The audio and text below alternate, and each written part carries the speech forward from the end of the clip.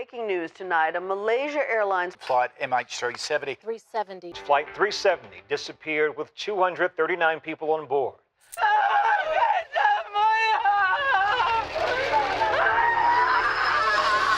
Almost 10 years ago, flight MH370 and its 239 occupants disappeared from the face of the Earth. Now, its final resting place is believed to be the Indian Ocean, and the Malaysian officials on land won't tell us why the plane was deliberately drowned. In this web of lies and secrets, no one knows what exactly happened to the aircraft once operated by Malaysian Airlines. But now, more intricate investigations of the incident are opening up new shocking horizons. Who knew that the pilot of the aircraft was steering the passengers to their death? Join us as we break down scientists' terrifying new discovery of Malaysian Flight 370 that changes everything. Let's get started.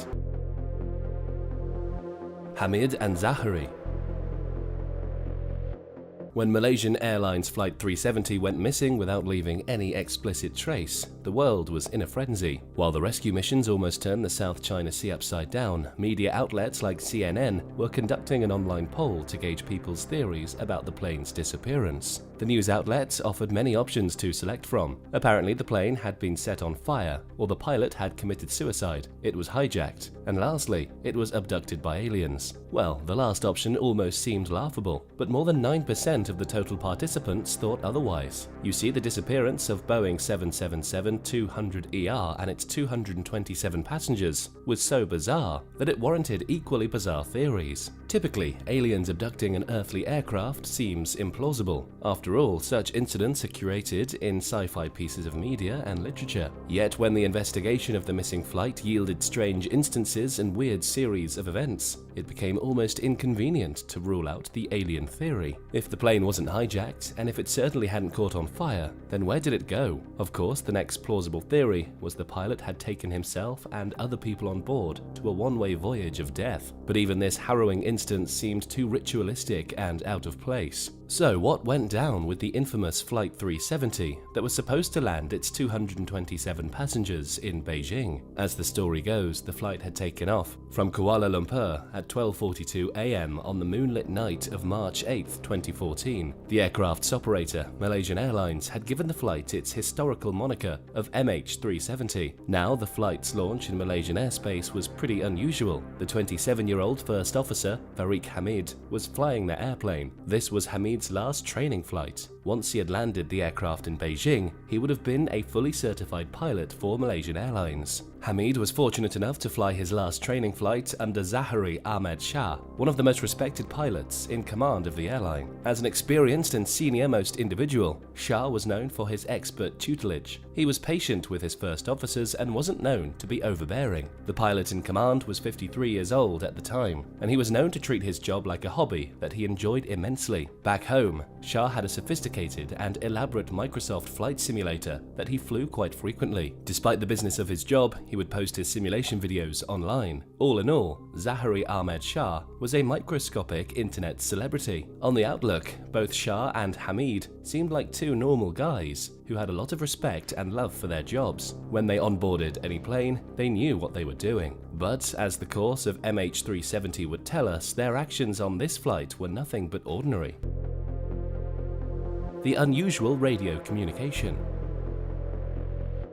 MH370 had 10 flight attendants in the cabin. All of them held Malaysian nationality. The plane's 227 passengers were mostly Chinese. Of the rest, 38 were Malaysian and others came from the US, France, Russia, Taiwan, Indonesia, Australia, India, and so on. In the cockpit, First Officer Farik was flying the airplane while Captain Zahari kept up with the radio communications. The data collected from the flight tells us something unusual. Even though the first 40 minutes of the flight were just the usual business, Zahari's approach to handling radios was a bit odd. For instance, at 1:01 AM, he told the communications tower that the aircraft was leveling at 35,000 feet. Sounds like a typical radio message for a pilot, right? Well, one would think so, but experts cite that Zahari's altitude report in radar-surveilled airspace wasn't needed at all. The norm is to report the altitude that the aircraft is leaving and not arriving at 1. All pilots follow this norm right to the T, and this wasn't a one-off instance either. When the aircraft crossed Malaysian airspace and began begun its journey to the South China Sea in the direction of Vietnam, Zahari sent the superfluous report once again. His message was also the same as before. MH370 was leveling off at 35,000 feet. The communications tower didn't find anything bizarre about Captain's message at all. Well, not at the time, at least. Mainly because 11 minutes after Zahari's last message, the airplane had entered into the Vietnamese air traffic jurisdiction. The communications officer from Kuala Lumpur Center made his final radio to MH370.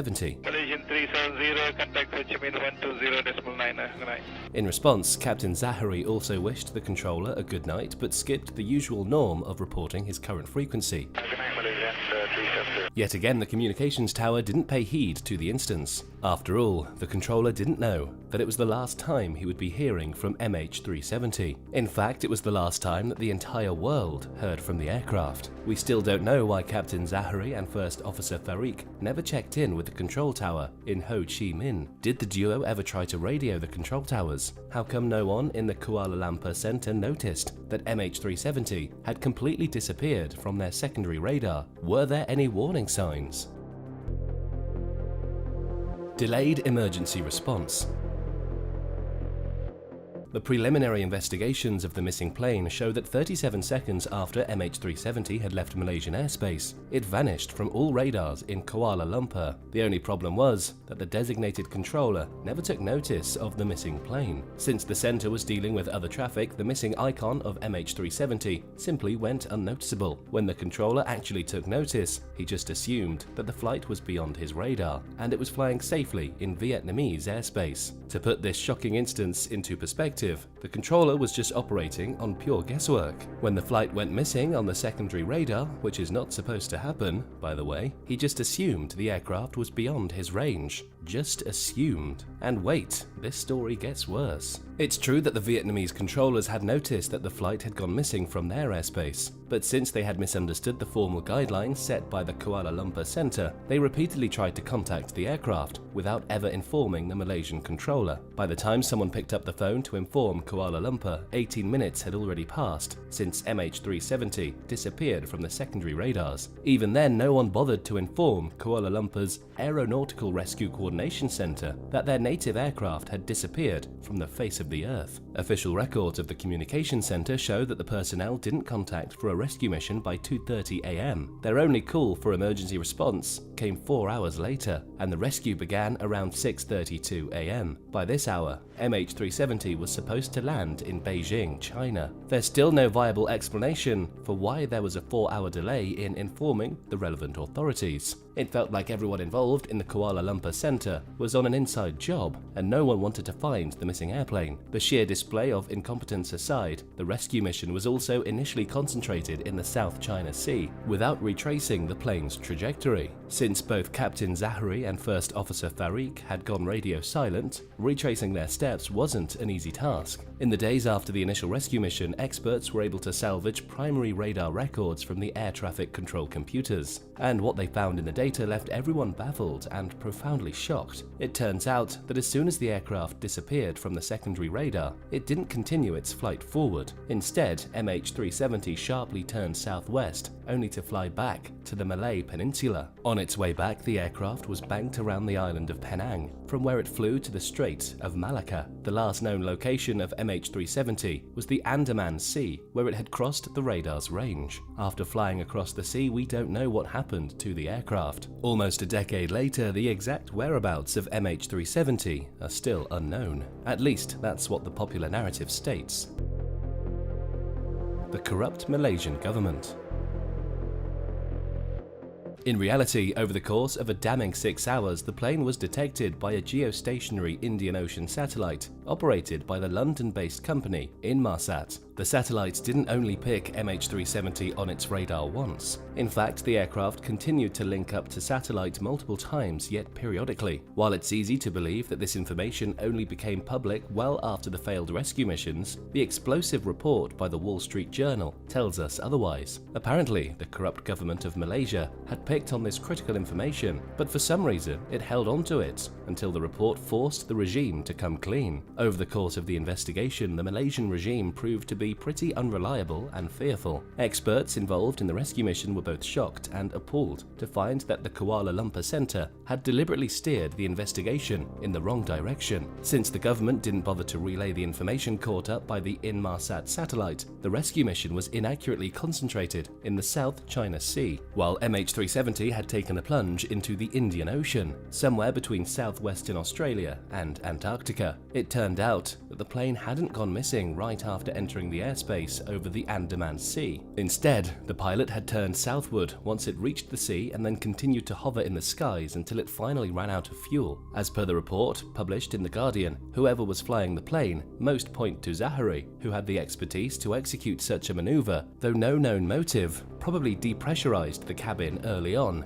killing everyone on board hours before MH370 dropped into the sea. It is true that even a relatively quicker and honest response from the Malaysian government wouldn't have saved the lives on board, but by directing the rescue operation in the wrong place, the regime killed any and every chance of us finding out the truth behind MH370's disappearance. If the rescuers had started their mission in the Indian Ocean early on, they might have found the floating debris and would have also potentially recovered the black boxes. But the government's sheer competence not only resulted in extensive yet futile rescue operations, the families of the missing passengers and crew members never got definitive answers about their loved ones either. The official Malaysian report is extremely limited in scope as well. For starters, it doesn't know everything that the government seems to know, from the intricate details about Captain Zahari to the data collected by the Inmarsat satellite. It makes many logical jumps. At the end of the report, you wouldn't find any defining conclusions either. At best, all working theories are kept super ambiguous and vague in the official incident report. At the same time, the report doesn't rule out unlawful third-party interference either. Even today, the families of the missing passengers are still pressurizing the Malaysian government for some conclusive explanations of the incident. Every anniversary of the missing flight is commemorated with the following words: where, who, why, when, whom, how, and also impossible, unprecedented, vanished, and clueless. So what exactly happened to MH370?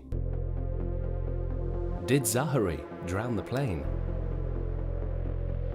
Well, the Malaysian investigation is nothing to go by. William Langawasha, an investigative journalist and a former pilot, accused the Malaysian regime of withholding information on the plane's pilot in command, Zahari. The report published by The Atlantic reports that the government had conducted an external inquiry about the crew members on MH370, yet the confidential report was tanked for unknown reasons. Thanks to a leak, Langawasha got to know that the report hadn't covered much about the plane's captain. Well, no one was surprised. The Malaysian government was oddly quiet about Zahari's personal life, when many reports had suggested that the captain had tested out the infamous Andaman Sea route on his flight simulation. Zahari's Microsoft simulation showed the same GPS data points that were collected by the satellite hovering over the Indian Ocean. The data collected by the FBI shows that Zahari had ended his simulation flight 900 miles away from the last known location of MH370. Not to mention the captain had practiced on the route for weeks before hopping into the cockpit of his actual test run. It is hard to pinpoint why Zahari was obsessed with running simulations on a remote route that backtracked the Indian Ocean. All we know is that when he took control of the aircraft's console, he was essentially retracing his steps back. To make matters more speculative, Tony Abbott, who was Australia's Prime Minister when MH370 disappeared, also confirmed that the Malaysian government was protecting someone in the cockpit. He didn't take any names, but it is certain that he was pointing his fingers towards Zahari Ahmed Shah. Tony maintains that the Malaysian regime had counted Shah as a suspect from the get-go, but for some reason the government officials refused to publicly denounce the captain and his actions that had taken many lives. So we can't exactly rule out that the missing MH370 is nothing but a mass murder-suicide plot. And as it stands today, we have conclusive proof that Zahari had attempted to deliberately drown the aircraft. What Godfrey and Gibson discovered.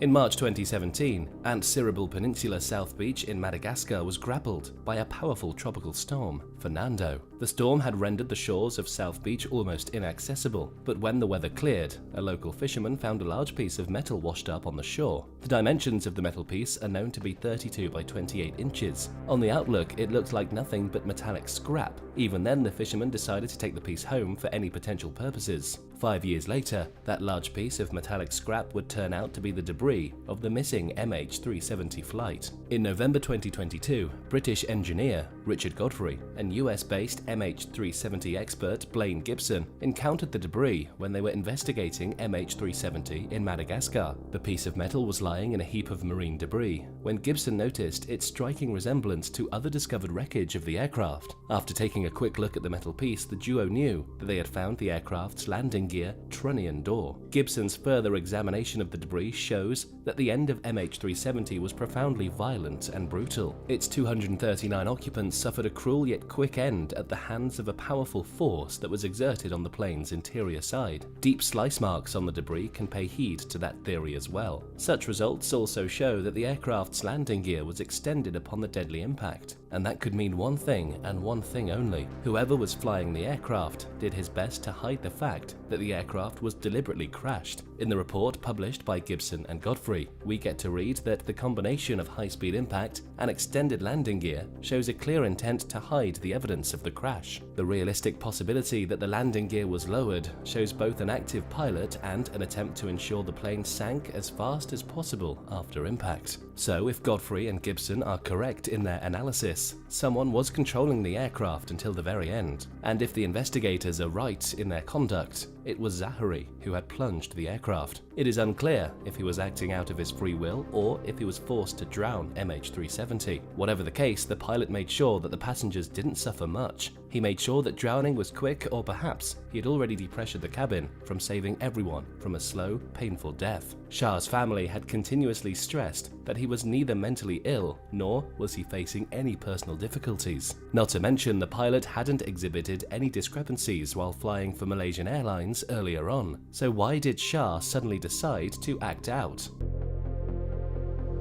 The distraction ploy.